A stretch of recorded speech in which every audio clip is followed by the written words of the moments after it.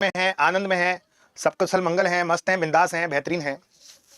मेरे प्यारे साथियों, आज थोड़ा सा विलंब हो गया, इसके कारण मैं आप लोगों से क्षमा चाहता हूं, क्षमा प्रार्थी हूं और आप लोगों का दोषी हूं कि मुझे थोड़ा सा विलंब हो गया। आज की क्लास में आपको थोड़ा सा वेट करना पड़ गया मेरे प्यारे साथियों, और मैं नहीं चाहता था कि आपको वेट करना पड़े। थोड़ा सा टेक्निकल इश्यू की वजह से मैं थोड़ा सा लेट हो गया, इसके कारण मैं क्षमा चाहता हूं आप लोगों से।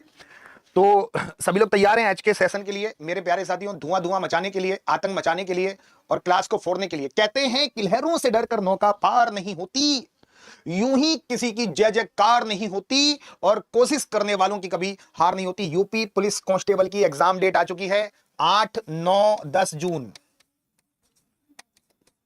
8, 9, 10 जून, 8, 9, 10 जून मेरे प्यारे साथियों, हमारे पास 4 महीने हैं, लगभग 4 महीने हैं। 4 महीने थोड़ा सा कम समय है, ये मान के चलते हैं, लेकिन मैं इसे ज्यादा बना सकता हूं। मेरे अकॉर्डिंग चलना, मेरे अकॉर्डिंग चलना, मजा ही आ जाएगा मेरे प्यारे साथियों, आनंद की बरसात हो जाएगी मेरे प्यारे साथियों।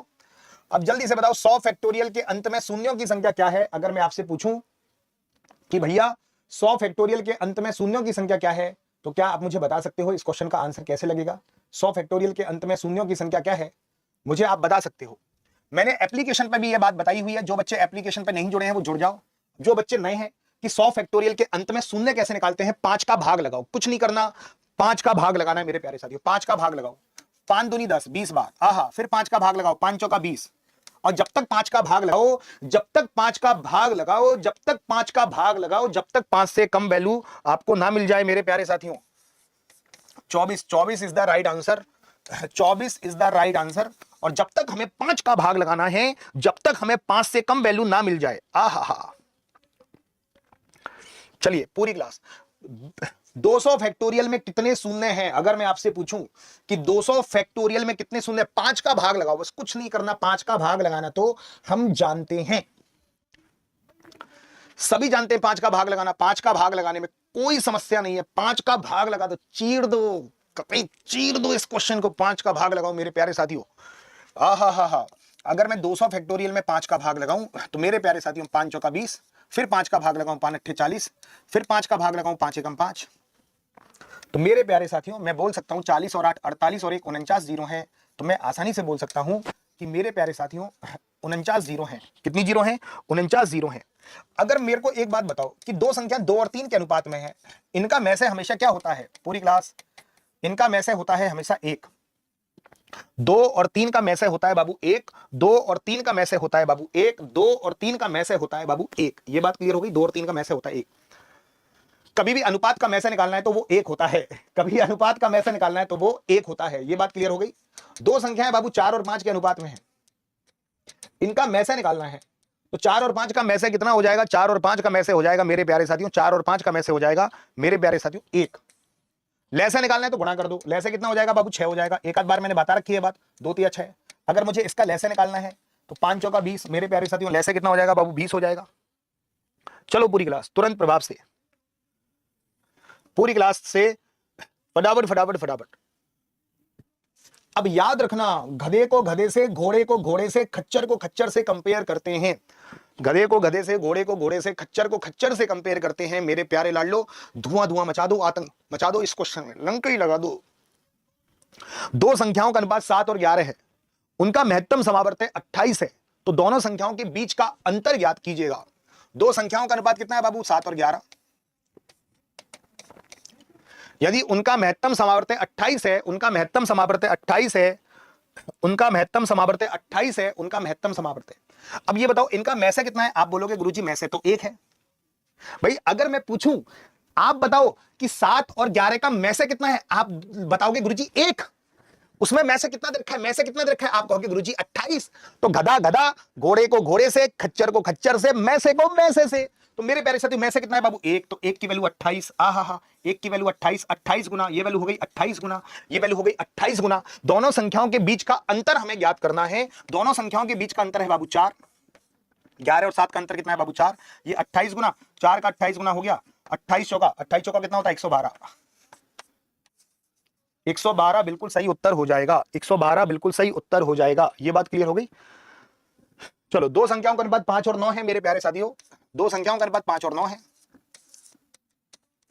उनका महत्तम समावर्त 24 है, तो दोनों संख्याओं के बीच का अंतर कितना हो जाएगा? बड़ा इजी है मेरे प्यारे साथियों, और खींच दो इस क्वेश्चन को।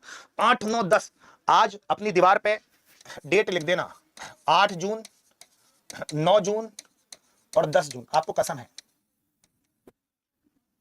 आज अपने जहां पे पढ़ते हो ना उस दीवार पे 8 जून, 9 जून, 10 जून डेट लिख देना, ये टारगेट है। और एक वर्दी की फोटो, कोई भी वर्दी की फोटो, वर्दी की फोटो, एक वर्दी की फोटो, ये तो कर सकते हो, एक प्रिंट आउट निकाल लेना वर्दी की फोटो का। मेरे प्यारे साथियों, वर्दी की फोटो 8, 9 जून 10, रोज उसको देखना है, मोटिवेशन होना है, और थोड़ा सा अपने आप में पैनिक नहीं होना, थोड़ा सा झूमने गाना भी है, अपने आप में थोड़ा सा गुनगुनाना भी है। ये जो हल्का हल्का सुरूर है, ऐसे आनंद में पढ़ेंगे। ये तेरी निगाहों का कसूर है कि मुझको दीवाना बना दिया, वर्दी के लिए कह रहा हूं।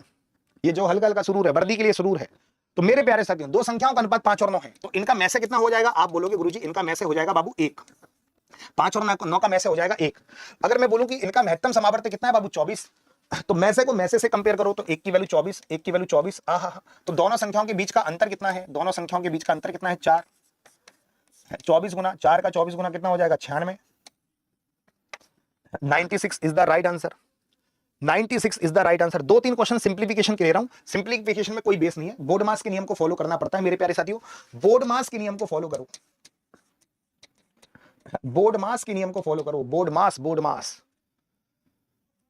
पूरी क्लास 11 + 11 × 11 - 11 भाग 11, बोर्ड मास के नियम को फॉलो करोगे पूरी क्लास।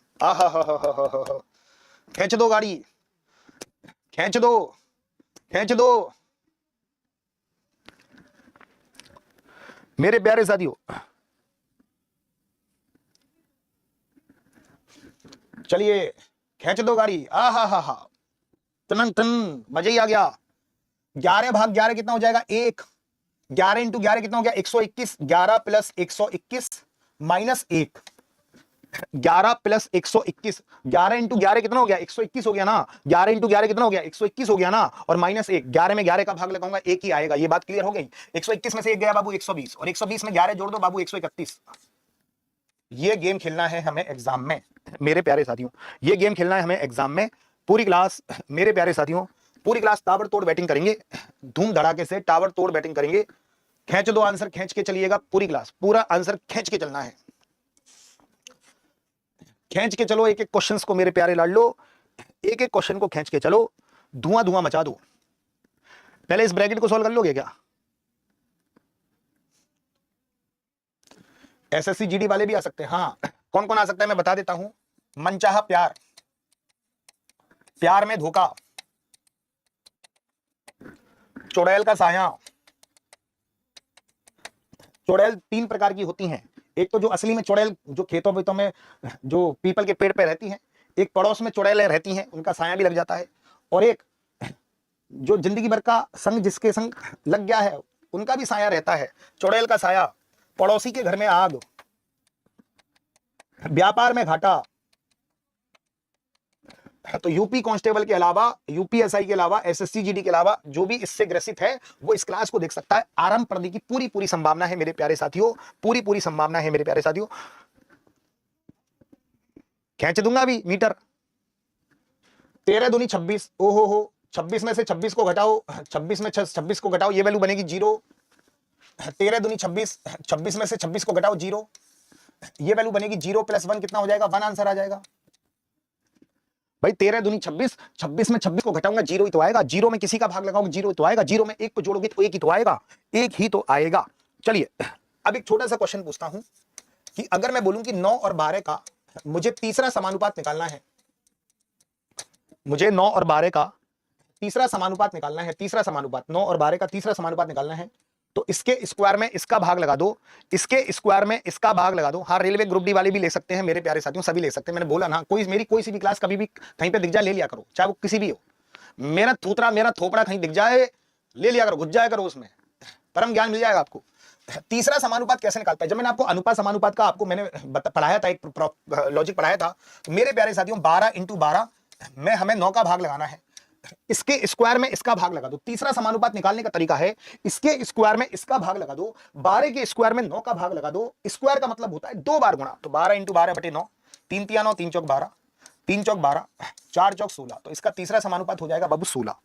तो दो दो क्वेश्चन की प्रैक्टिस करते हैं, 10 और 25 का तीसरा अनुपातिक क्या है? अगर मैं आपसे पूछूं 10 और 25 का तीसरा अनुपातिक क्या है, तो इसके स्क्वायर में, स्क्वायर का मतलब होता है दो बार गुणा, इसके स्क्वायर में इसका भाग लगा दो, इसके स्क्वायर में इसका भाग लगा दो, कुछ नहीं करना, इसके स्क्वायर में इसका भाग लगा दो, खत्म खेल हो जाएगा भैया। इसके स्क्वायर में इसका भाग लगा दो, इसके स्क्वायर में इसका भाग लगा दो, 25 के स्क्वायर में 10 का भाग लगा दो। स्क्वायर का मतलब होता है दो बार गुणा। हर एक क्वेश्चन को सीख के चलो, डमरू वाले बाबा का दरबार है, कोई खाली हाथ नहीं जाएगा। 25 का स्क्वायर, स्क्वायर का मतलब दो बार गुणा, लगा दो 10 का भाग, 5 दूनी 10, 5 25, तो 25 पंजे 125, 125 में लगाओ 2 का भाग, 2 छिक्की 12, 2 दूनी 4, तो 62.5, तो ये वैल्यू आ जाएगी 62.5। मैं आसानी से बोल सकता हूं कि ये वैल्यू आ जाएगी 62.5। 10 और 20 के लिए तीसरा समानुपात क्या है? तीसरा समानुपात, तो भाई इसके स्क्वायर, स्क्वायर का मतलब होता है दो बार गुणा, तीसरा समानुपात निकालना आ गया ना, तीसरा समानुपात निकालना आ गया, इसके स्क्वायर में इसका भाग लगाना है। ये हमने 6-7 दिन पहले पढ़ा था, अब रिवीजन के तौर पे वापस आ गया। तो ऐसे मैथ भूलने नहीं दूंगा। अगर आप रेगुलरिटी रखते हो 9 बजे वाली क्लास में, कोई भी चीज आपके दिमाग से स्किप हो रही है, मैं स्किप होने ही नहीं दूंगा। आप अगर खुद से नहीं पढ़ पा रहे हो, कोई दिक्कत की बात नहीं है, मेरी 9 बजे वाली क्लास में आ जाइएगा, मेरी जिम्मेदारी है। 1.25 घंटे क्लास होती है, कभी 1.5 घंटे हो जाती है, बहुत अच्छे से मैथ करेंगे। 25 से लेकर 30 क्वेश्चन अपन करते हैं इस क्लास में। 20 का स्क्वायर, स्क्वायर का मतलब होता है दो बार गुणा, और 10 का भाग लगा दो, 10 से 20 को काटेंगे 2 बार, तो मेरे प्यारे साथियों 20 दूनी कितना हो जाएगा बाबू? 40 आंसर आ जाएगा।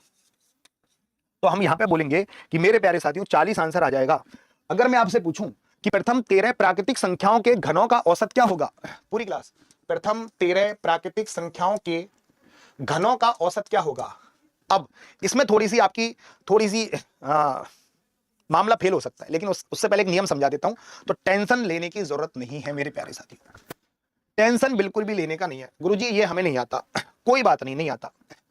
इसके लिए हमें एक फॉर्मूला याद करना है, 1 का क्यूब, 2 का क्यूब, 3 का क्यूब, घन का मतलब होता है क्यूब, से लेके n का क्यूब। अगर मुझे इसके औसत निकालना है तो इसका औसत का हमें फॉर्मूला याद करना पड़ेगा, बस इसके औसत का हमें एक फॉर्मूला याद करना पड़ेगा, इसके औसत का फॉर्मूला याद करना पड़ेगा।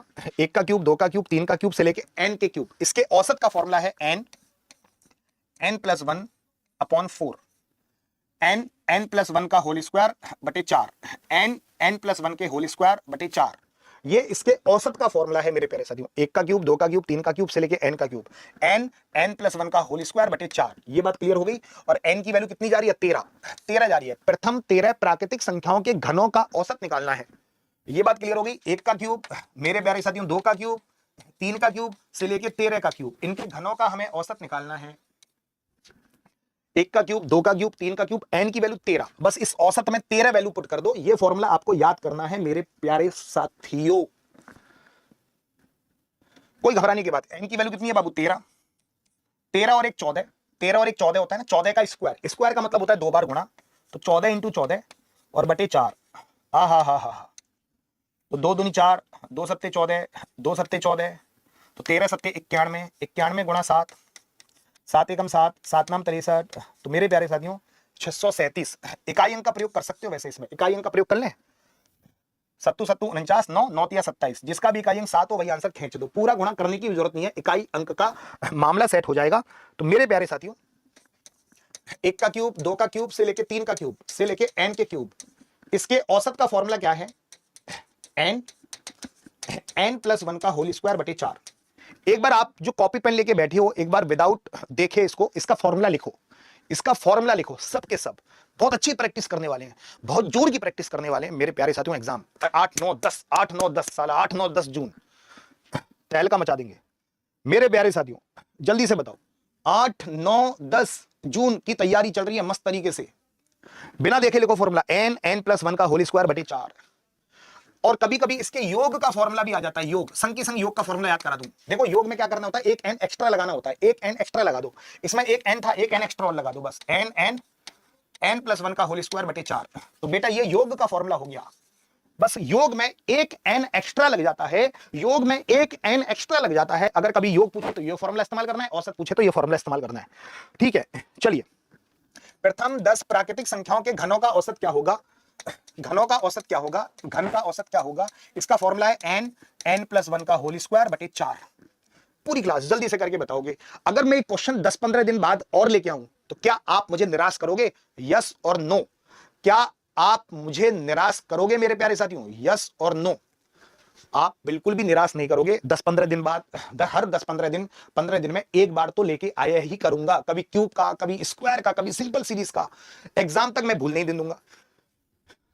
1 का क्यूब, 2 का क्यूब से लेके 10 का क्यूब, इनका। और इसके लिए हमें फॉर्मूला याद करना पड़ेगा। ये फॉर्मूले वाला क्वेश्चन है, आपको फॉर्मूला ही याद करना पड़ेगा। Very good. आप हमें निराश नहीं करोगे अगर मैं 10 दिन बाद ये, लेकिन रेगुलरिटी रहनी चाहिए आपकी क्लास में ना, 9 बजे वाली क्लास में रेगुलरिटी। भटकना मत कहीं पे भी, सही जगह आए हो, बिल्कुल सही जगह। 100% सिलेक्शन लेके जाओगे अगर आपने अच्छे से ईमानदारी से क्लास ली है 9 बजे वाली, बिना स्किप करे। तो एन की वैल्यू कितनी है बाबू? 10। तो 10 और 11, 11 का स्क्वायर कितना हो गया? 121 और बटे 4। बस कुछ नहीं करना, काट लो 2 से। 2 दूनी 4, 2 पंजे 10, 5 एकम 5, 5 दूनी 10, 1 हासिल, 5 एकम 5 और 1 6, 605 में 2 का भाग लगाओ, 302.5, 302.5। ये गेम खेलना है। 302.5, 302.5। चलो, ऐसे क्वेश्चन मैं पहले भी बता चुका हूं, अब तुम्हें आते हैं, जल्दी से प्रैक्टिस करो। जो नए हैं उनको सिखा दूंगा, कोई टेंशन की बात नहीं है मेरे प्यारे। इस संडे एक स्पेशल क्लास हो रही है डिजिट सम, जिसमें बड़ी बड़ी कैलकुलेशनों को कैसे सॉल्व किया जाता है। डिजिट सम पे बहुत बढ़िया कैलकुलेशन, हम बड़े बड़े कैलकुलेशन को 2-2.5 घंटे की क्लास है। संडे को 9 बजे, किसी भी कीमत पर मत भूलना मेरे प्यारे साथियों। इस संडे को 9 बजे डिजिटल सम का इवेंट बन चुका है। मजा ही आ जाएगा, दिल खुश हो जाएगा। ए एक वस्तु को चिन्हित कीमत पर 20% की छूट पर बेचता है। यदि चिन्हित कीमत 1200 रुपए है तो वस्तु का विक्रय मूल्य, छूट में वैल्यू कम होती है। अब आप लोग बताना, तुम ही बताना मेरे प्यारे साथियों, कि अगर मैं किसी चीज को 20% की छूट पर बेचूंगा तो कितने में बेचूंगा? पूरी क्लास जवाब दीजिएगा। अगर मैं किसी वस्तु को 20% की छूट पर बेच रहा हूं तो कितने में बेच रहा हूं? पूरी क्लास जवाब दीजिएगा। आप लोग पूरी क्लास जवाब दो। अगर मैं किसी वस्तु को 20% की छूट पर बेच रहा हूं तो 80% में बेच रहा हूं ना, तो 1200 का 80% निकाल लो। 1200 का 80% निकाल लो। 1200 का 80% निकाल लो। परसेंट से 2 जीरो खत्म, 12 8 96। तो बेटा ये वैल्यू आ जाएगी 960। ये वैल्यू आ जाएगी 960।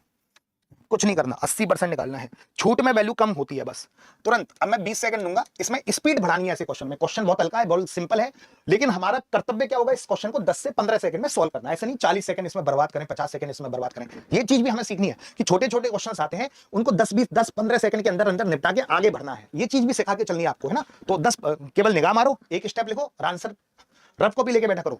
एक दुकानदार 30% छूट पर एक वस्तु बेचता है। अगर चिन्हित कीमत 1800 है तो विक्रय मूल्य कितना होना चाहिए? विक्रय मूल्य कितना होना चाहिए? तो 1800 का 30% छूट, 30% छूट का मतलब वो वस्तु 70% में बेची जा रही है। कितने परसेंट में बेची जा रही है? 70% में बेची जा रही है। तो मेरे प्यारे साथियों, 1800 का 70% में निकालूंगा, 18 सत्ते। अब 18 सत्ते नहीं पता इन घोंचियों को, इन चपड़गंजों को 18 सत्ते नहीं पता। इनको 18 सत्ते पता कैसे पता चलता है? 18 एकम 18, 18 दूनी 36, 18 तिया 54, 18 चौक 72, 18 पंजे 85। भूल जाएंगे 18। अरे गलत, फिर ऐसे करेंगे। 18 एकम 18, 18 दूनी 36, 18 तिया 54, 18 चौक 72, 18 पंजे 90, 18 छिंग 108, 18 सत्ते 126। तब उनका आंसर आएगा 18 सत्ते 126। अब मोड़े टिम ऐसे ही उड़ेंगे, आंसर आएगा मेरा तो टिम में ऐसे।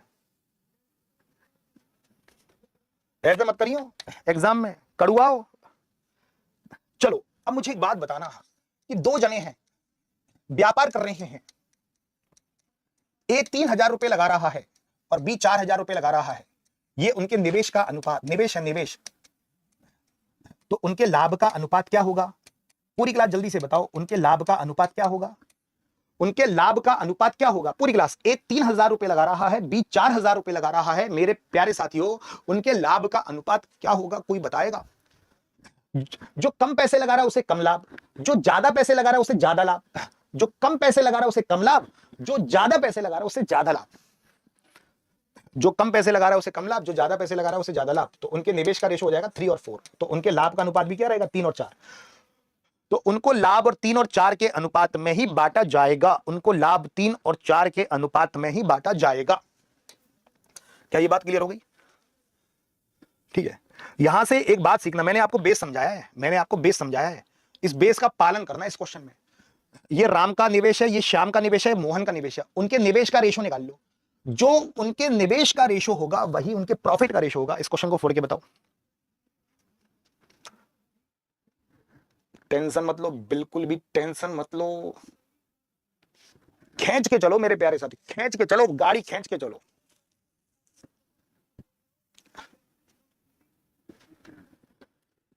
चलो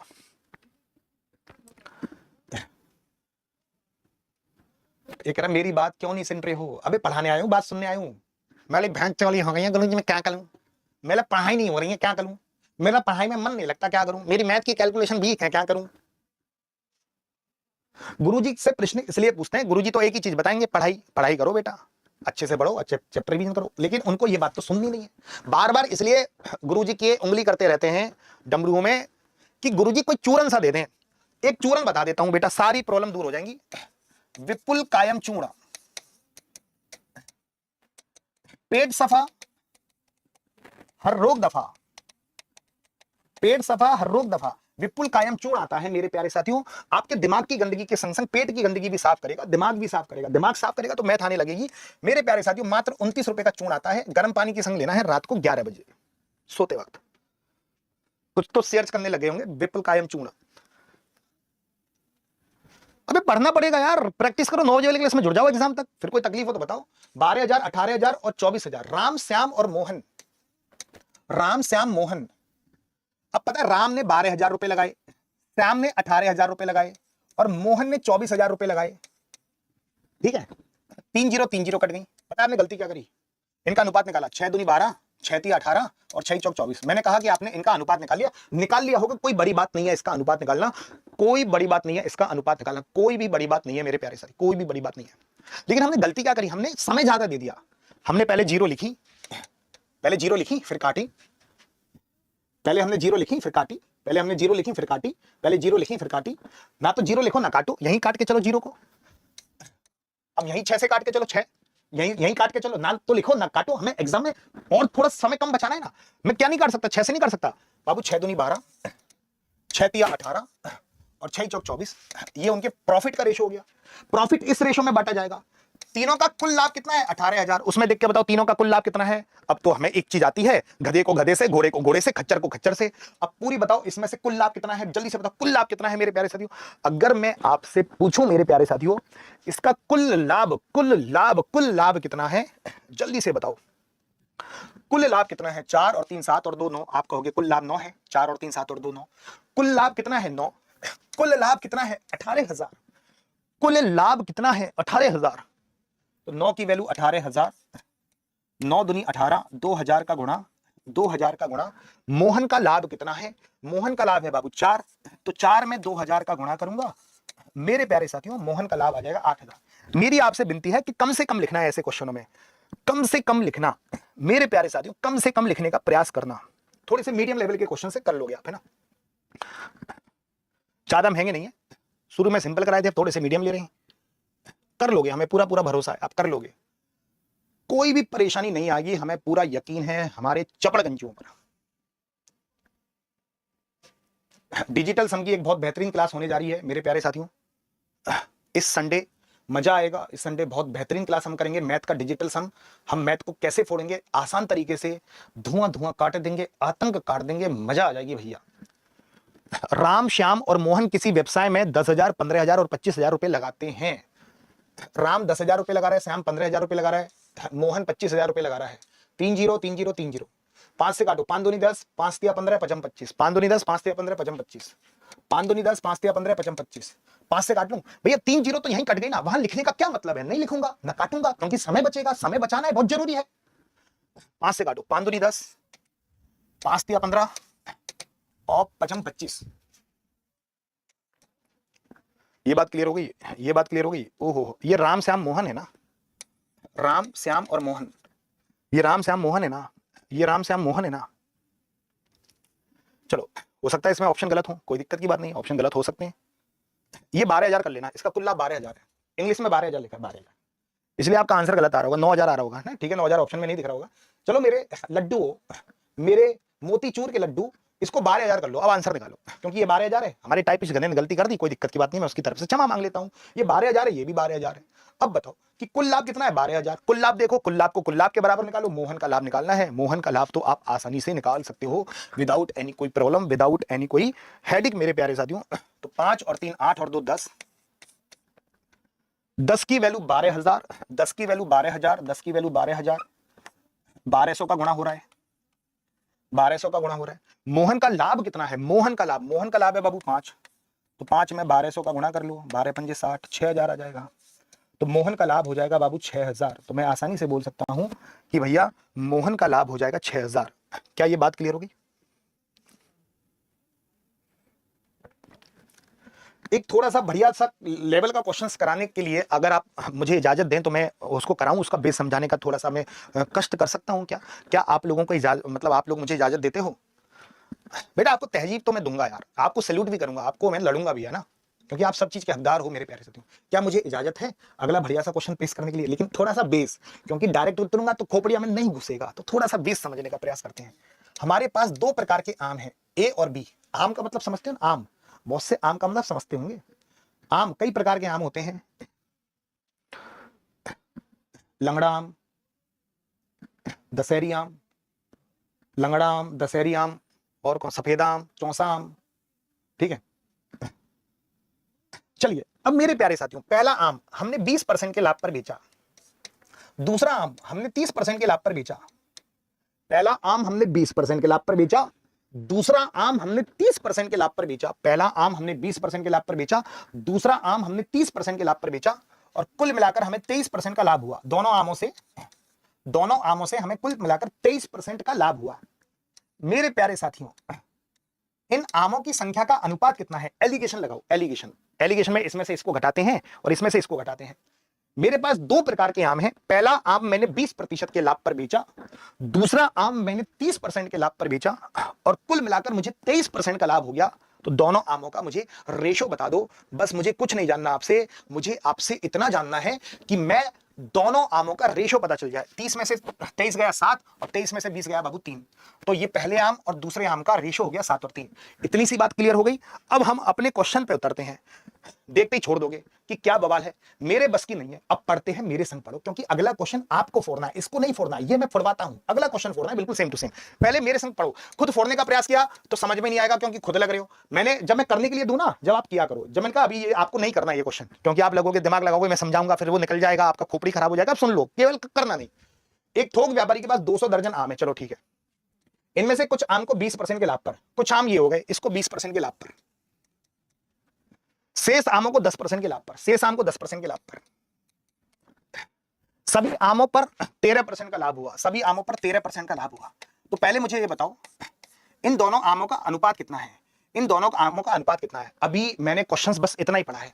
कुछ आम को 20% के लाभ पर, पूरी क्लास बड़े ध्यान से सुनना, कुछ आम को 20% के लाभ पर, कुछ आम को 20% के लाभ पर, शेष आमों को 10% के लाभ पर, शेष आमों को 10% के लाभ पर, और टोटल हमें 13% का लाभ हो गया। टोटल हमें 13% का लाभ हो गया।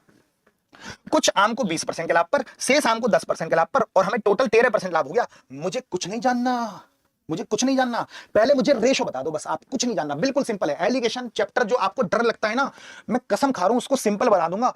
परसों पल्ले दिन मैंने एक एलिगेशन का क्वेश्चन कराया होगा, रेगुलर रहे होंगे तो आपको इजी लगा था ना, बढ़िया क्वेश्चंस। मैं कह रहा हूं एलिगेशन से, सीआई, चक्रवर्ती ब्याज, इनसे प्यार हो जाएगा आपको। पर मैं जो पूछूं उस चीज का जवाब देना। 13 में से 10 गया बाबू 3, 20 में से 13 गया बाबू 7, तो ये और ये आम 3 और 7 के अनुपात में है, 3 और 7 के अनुपात में है। और हमारे पास कुल कितने दर्जन आम है? 200 दर्जन आम है। कुल कितने दर्जन आम है? एक थोक व्यापारी के पास कुल 200 दर्जन आम है।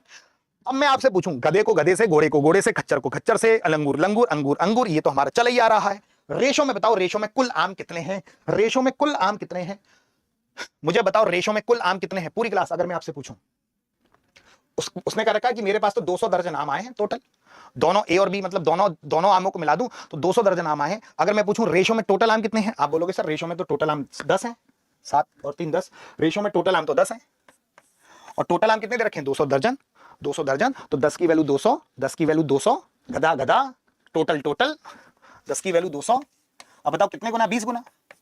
ये तो पता है ना, 10 का 20 गुना करोगे 200। अब जो चीज पूछी है उसका 20 गुना करना है। वो कह रहा है कि उसने 20% लाभ पर कितने आम बेचे? भैया 20% लाभ पर तो उसने 3 आम बेचे, तो भैया 3 का 20 गुना कर दो तो 60 दर्जन आम बेचे उसने। अब ये बताओ, ये क्वेश्चन इजी था कि कठिन था? मैं 100% कहता हूं कि इसकी लैंग्वेज देख के आधे ज्यादा लोग नतमस्तक हो जाते इस क्वेश्चन को, आधे ज्यादा लोग मेरे प्यारे साथियों नतमस्तक हो जाते। मजा आ गया कि नहीं आ गया मेरे प्यारे साथियों? आनंद आ गया कि नहीं आ गया? ईमानदारी से बताना, आनंद आ गया? उम्मीद करते हैं कि आनंद आ गया होगा।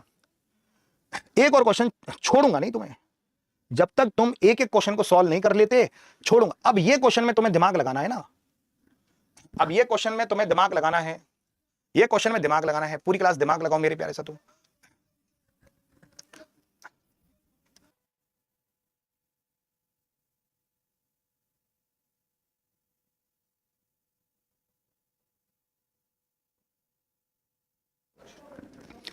ये तुम्हें करना है मेरे प्यारे साथियों, पूरी तरह फोड़ना है, आतंक मचा दो भैया। कह रहा हूं मैथ्स का हारा मैं सहारा हूं, टेंशन मत लो। मैं